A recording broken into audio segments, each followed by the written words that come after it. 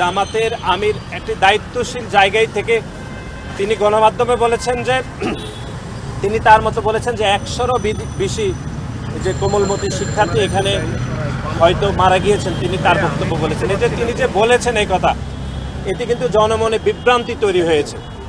এই ঘটনা যখনই ঘটেছে তার কিছুক্ষণ পরে বাংলাদেশ জাতীয়তাবাদী ছাত্রদল একটি জরুরি প্রেস নোটের মাধ্যমে শুরুতে আমরা একটি মেডিকেল টিম গঠন করেছি বাংলাদেশ জাতীয়তাবাদী ছাত্রদলের আমাদের যারা ডাক্তাররা রয়েছেন তাদের সমন্বয়ে।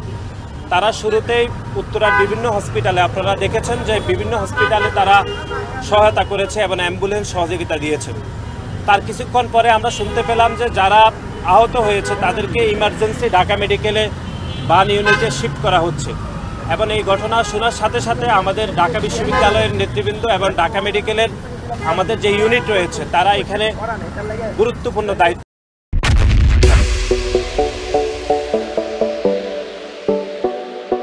পালন করেছে। বিশেষ করে আপনারা দেখেছেন যে রক্তের যে একটা ক্রাইসিস ছিল সেটি দূর করার জন্য আমাদের ঢাকা বিশ্ববিদ্যালয়ের এবং ঢাকা মেডিকেলের নেতৃবৃন্দরা অপরিসীম ভূমিকা পালন করেছে।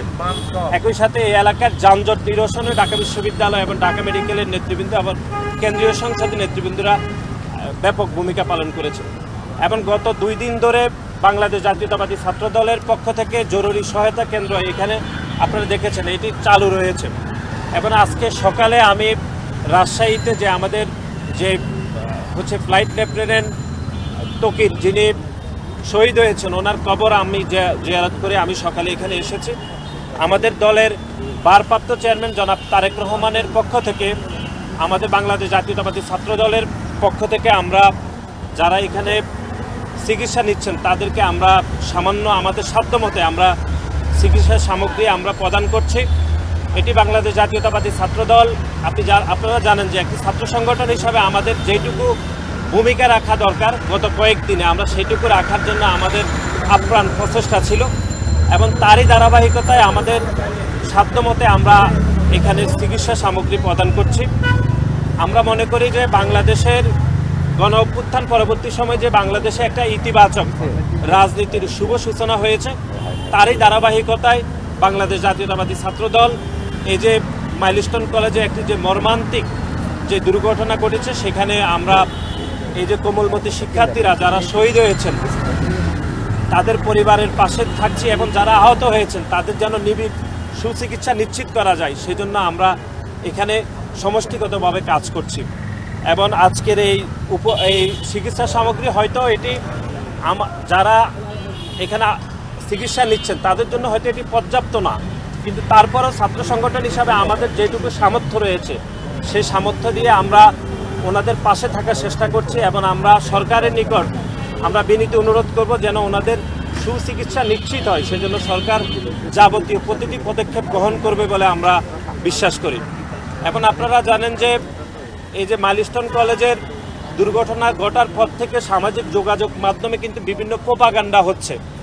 বিশেষ করে আমরা গতকালও বলেছি যে জামাতের আমির একটি দায়িত্বশীল জায়গায় থেকে তিনি গণমাধ্যমে বলেছেন যে তিনি তার মতো বলেছেন যে 100-রও বেশি যে কোমলমতি শিক্ষার্থী এখানে হয়তো মারা গিয়েছেন। তিনি তার বক্তব্য বলেছেন, এই যে তিনি যে বলেছেন এই কথা, এতে কিন্তু জনমনে বিভ্রান্তি তৈরি হয়েছে। কিন্তু আমরা আমাদের সেনাবাহিনী আমাদের সশস্ত্র বাহিনীর উপর আমরা চরম আস্থা রাখতে চাই এবং ওনারা যে সংখ্যা বলেছেন সেই সংখ্যার উপরে আমাদের পূর্ণ আস্থা রয়েছে। এবং যে বিভ্রান্তমূলক বক্তব্য দেওয়া হয়েছে সেই বক্তব্যের কারণে কিন্তু মাইলস্টোন কলেজের সামনে এবং সচিবালয়ে কিন্তু 2টি মব তৈরি হয়েছে।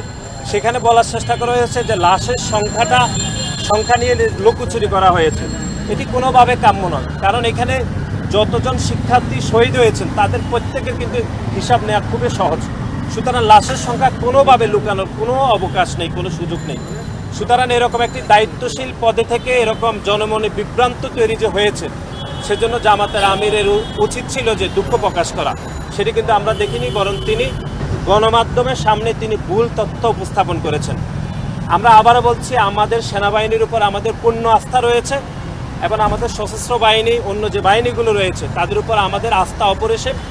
আমরা শহীদদের সংখ্যা নিয়ে আমাদের যেটি গণমাধ্যমে প্রকাশিত হয়েছে এটি আমরা পূর্ণ আস্থা রেখেছি এবং আমরা মনে করব যে সরকার যারা শহীদ হয়েছে তাদের প্রতি পরিবারকে তারা রাষ্ট্রীয়ভাবে ক্ষতিপূরণ দেওয়া উচিত বলে আমরা মনে করি। এবং যতদিন পর্যন্ত এই যে কোমলমতি শিক্ষার্থীরা সহ এখানে শিক্ষক যারা আহত হয়েছেন তাদের 100% চিকিৎসা নিশ্চিত করার জন্য সরকারের কাছে আমরা বাংলাদেশ জাতীয়তাবাদী ছাত্রদলের পক্ষ থেকে আমরা জোর দাবি জানাচ্ছি।